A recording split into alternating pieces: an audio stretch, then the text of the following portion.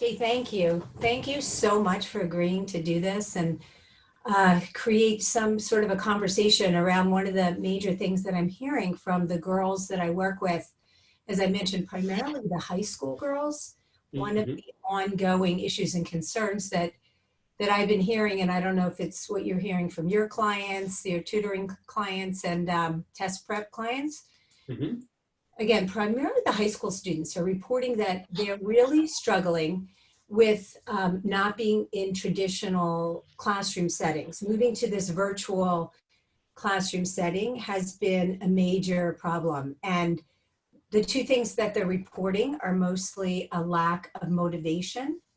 And also, some of them are talking about having trouble focusing, which obviously seems to make a lot of sense given that the high school students are in classes now virtually on these virtual platforms for sometimes many hours a day and Hmm. report feeling really all the typical ways that they're used to learning they're struggling with. So I thought maybe you could give us some ideas about what might be helpful, particularly in relation to focus when they're on these screens all day for classrooms. Sure. Yeah, absolutely. Um, it's a, I think there could be a lot of things going on when we think about motivation and focus. And it's sometimes difficult to understand and say at a very general level what might be the case because for each student, there could be a different set of things that might even lead to the same challenges. So, what I like to do is actually think about more the principles and some of the major factors that are involved, and then individually, either you could share this with your girls or even talk through it with them individually to try to understand within those principles what is their particular constellation of challenges.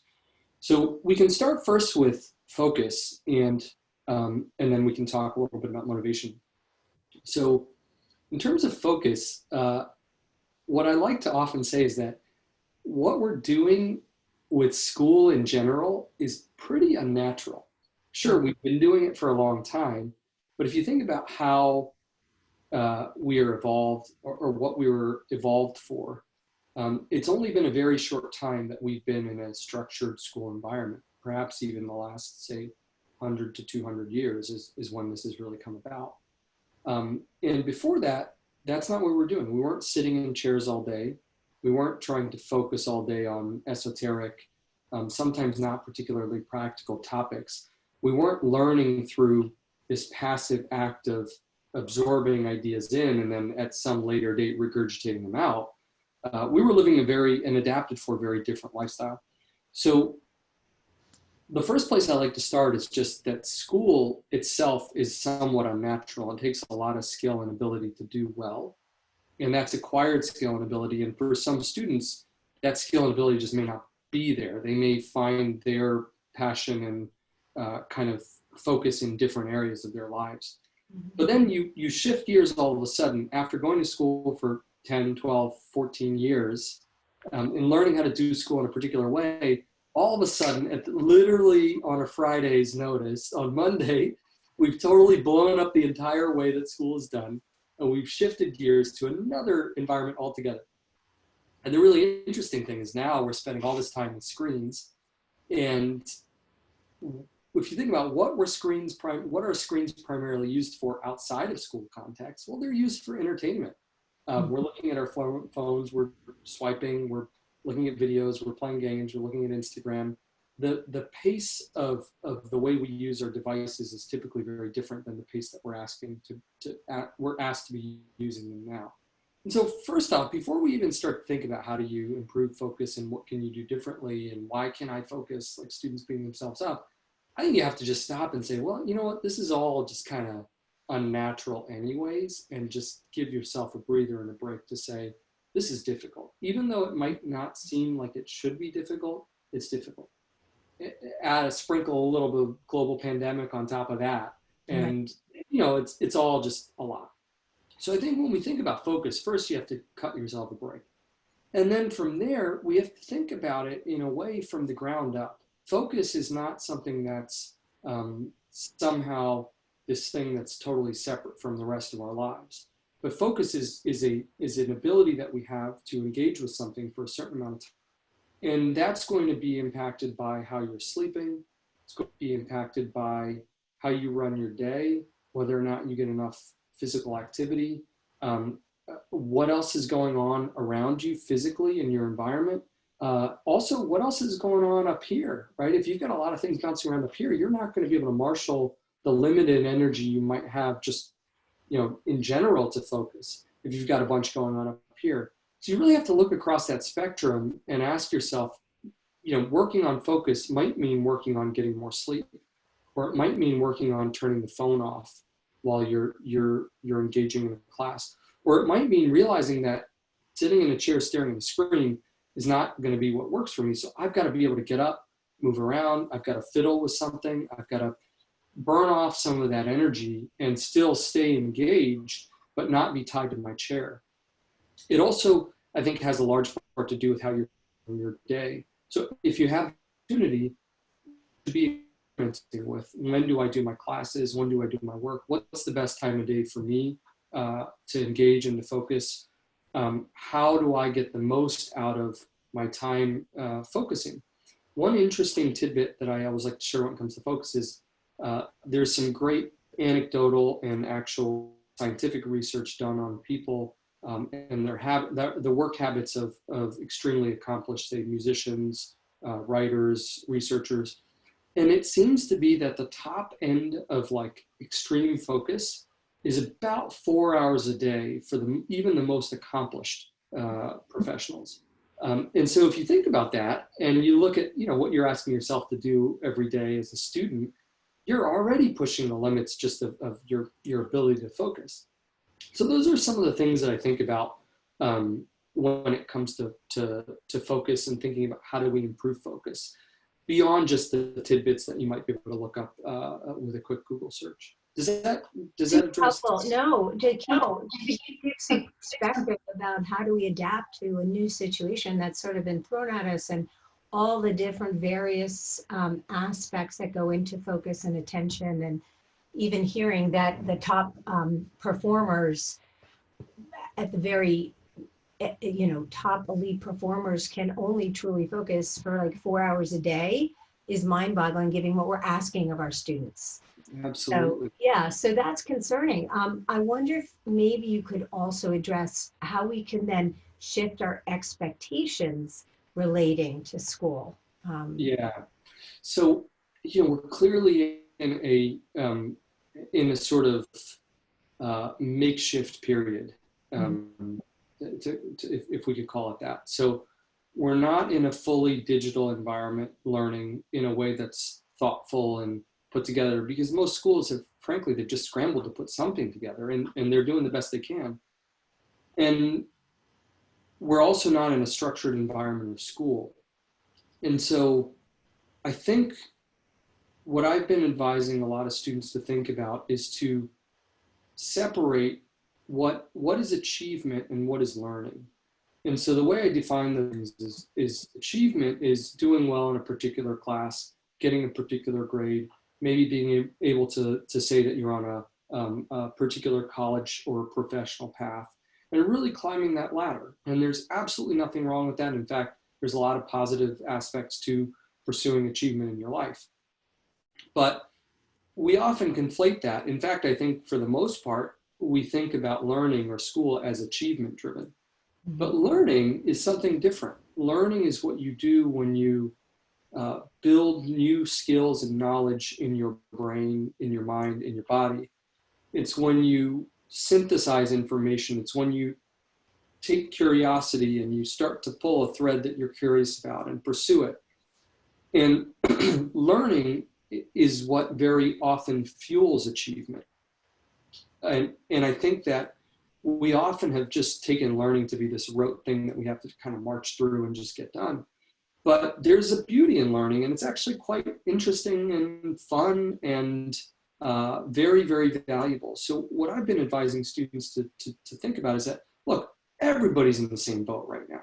Grades don't really mean a lot right now. Even if it's a school is giving grades, a college is going to look at that and say, well, yeah, that was that semester when everybody was home and looking answers up on the internet. Like, how are we going to actually take these grades to be true? Other people were dealing with a pandemic. Their parents are working in the medical field. Their parent got sick, right? Somebody close to them passed away. We're all in this soup right now. And I think it would behoove us to take our pressure off of achievement and actually think about learning as a way to pass our time and to grow and to feed that part of ourselves and our mind during this period. So what does that look like? Well, it really often starts with curiosity. So thinking about what am I interested in? It could be anything. And frankly, I think that there are times where people start to sort of say, well, this is something valuable to learn about and this is not valuable to learn about. But it's kind of doesn't matter, because what you're doing when you're following that path of learning is you're actually learning how to learn by learning something that's intrinsically valuable to you. And that skill is what's going to bring you, constant achievement throughout your life, right? So if you can pursue those interests that are interesting to you intrinsically, or just, are curious to you, and you can synthesize those and learn something and do it through multiple modalities, whether it's reading, talking to people, the internet, videos, whatever it might be, and just learn how to get back into that place of genuine learning. That's going to be a phenomenal use of time. In fact, I think it might even be a better use of time in many cases than going to school or going to as much school as we are going to now. School is great, but I think we overdo it. Mm-hmm. But really connecting with that can be a really valuable way of spending time, keeping your brain fresh, engaging in other things. For example, what if you just read some books that you were interested in? That would be a phenomenal way to spend time and reconnect with what I think is actually the driver of achievement. Instead of focusing on achievement, let's focus on learning and learning how to learn. Love that. It really just says it all. And it really shifts our lens from how many students have thought about their academic time that they spend. And hopefully they're going to be able to look at it through a different lens that maybe they haven't considered before. And it reminds me of how grateful I know your students are that come to you and your staff at Signet, because you have a very different way of working with your students and thinking of them as a whole person. And as a learner is just one piece of that. So I'm wondering, in this particular climate now, how you as a tutor and your staff might help a student or think about a student when you're initially meeting them and they're coming to you and saying, wow, I'm really struggling with this new virtual learning environment. What might you do with them initially? Sure. So it depends on what the specific need might be for a student. So for some students, it might be that, hey, I'm in a calculus course or pre-calculus course and it's moving, but when I'm not in the classroom, I'm not internalizing the stuff as much as I'd like to, or I'm not performing as well as I'd like to, or I know I've got a hard class next year and I really want to make sure I'm keeping up with it. For students in that boat, we would focus on the pre-calculus, the content, the subject. But for other students who are just kind of having trouble with this virtual learning environment, we'd really go through a process of exploring some of the things I mentioned earlier to try to understand what is the challenge and then help the student to understand that for themselves. We don't have the answers. I don't have the answers for a particular student, but I can help to facilitate a conversation where they can discover what the challenge might be for them. And then collaboratively, we can problem solve how they might be able to approach that. So for some students, it might be changing their routine. For other students, this is, I know, something you've advised your students to do. It might be reaching out to a teacher specifically to explain this is what's going on and can I do this instead of this. For other students, it might just be giving them permission to take some pressure off of themselves and to find other avenues of expressing their learning and achievement other than the ones that are in front of them. And for others, it's sometimes just a matter of having somebody to kind of workshop this with, right? We're in a way, not alone as students in this process, but it's a lot lonelier. You're not in school, you're not around people all day, you're not comparing notes with your friends and your teachers. So having somebody to just kind of figure that out together with can be helpful. Additionally, we can also create some accountability, help to kind of identify sources of motivation and really structure that engagement with trying to improve a particular aspect of one's school. So it really depends on what a student is struggling with, but it could be anywhere from content to more general study principles, habits, problem solving. Excellent. That's really helpful perspective. And I'm wondering if certainly this information I know is going to be so valuable to all of our clients who've reached out to us. And even though our focus is much more on the social emotional realm, school has been a big part of what they've been wanting to talk about right now with us. So if we were to want to refer them to you, what's the best way for them to reach out? The best person they should reach out to is Sheila on my team. So Okay. Sheila@signeteducation.com.